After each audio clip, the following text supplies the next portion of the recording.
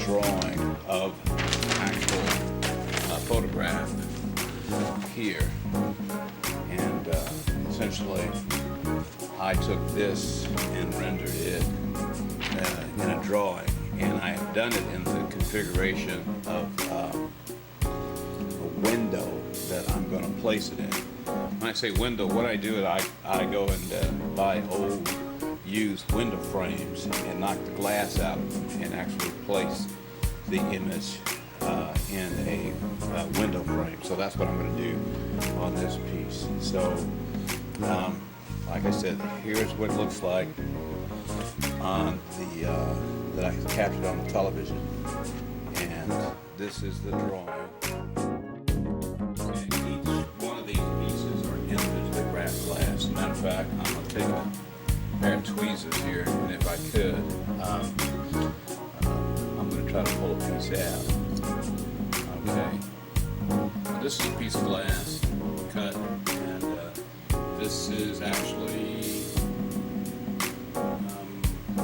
piece 91A. There were two pieces in this, A and B, and so this is 91B. This is a piece of cut glass.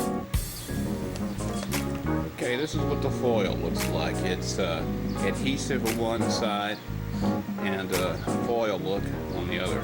And so the adhesive side is darker, as you can see, like that.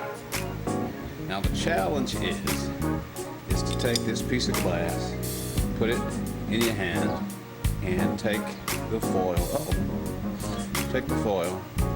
and evenly try to place the foil in a position that it adheres to both sides of the glass evenly. Took me a lot of practice to be able to get close to be able to do that. So that's what I'm doing now. This is called wrapping the glass. And this is where you have to be very, very careful, because if the glass falls, sometimes I have to put it against my body just for stability. It breaks, you'd have to find that particular pattern for the glass and cut that piece of glass all over again. And you essentially press down on it enough to make sure that the foil adheres to the glass. It goes just like this. And I'm going to very carefully place it. Try to very carefully place it where it belongs here. It fits in just like that. Important part of that. So I'm going to put a little water there just to make sure.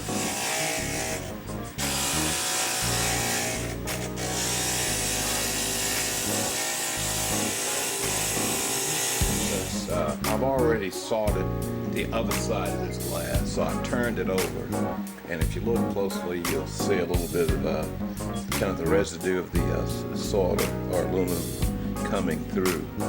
60% tin, 40% lead. And first thing you do, you have to put this chemical called flux on it, and so that's what I'm doing now, fluxing. Okay, I have soldered all of the pieces of glass together, and one of the last steps before I put patina on the glass is to take a steel wool, if you can see that or not, but it's all kind of beat up. But essentially what I'm doing is taking some of the residue that would have come from the flux. Brush up the debris.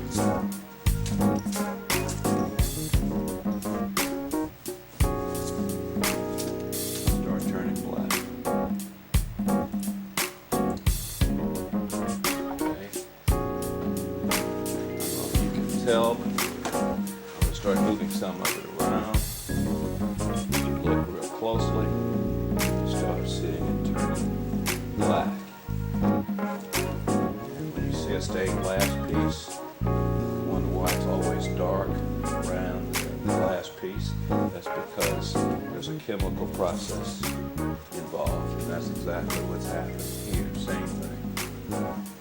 And I can tell this is really a nice piece here. I like the contrast between the black and all of the various pieces that I put together. Now, the other thing too that's really important, as soon as I do this and clean this off, I actually have to patina the other side so that both sides have that kind of uniformity.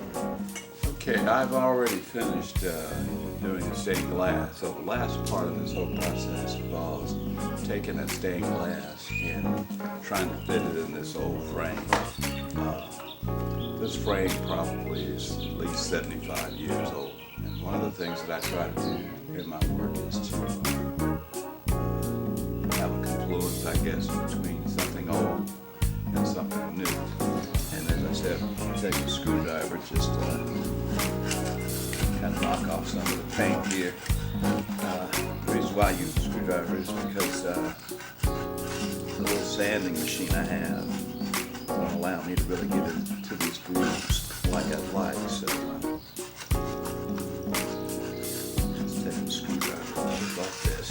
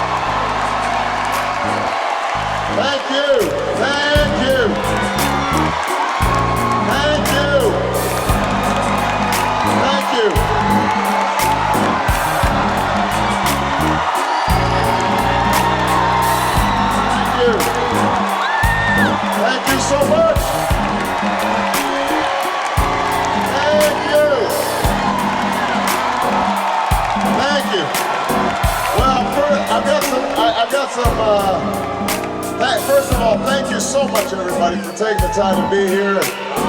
Thank you.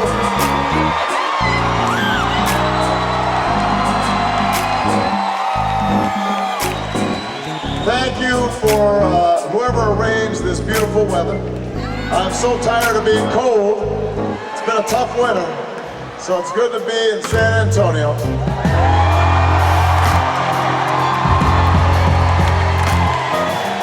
A couple of special thank yous I want to make. First of all, to Captain David Plyer, thank you for your introduction and thank you for your service to our country. We appreciate you. Thank you, Reverend Walker of Antioch Missionary Baptist Church, for your inspiring words.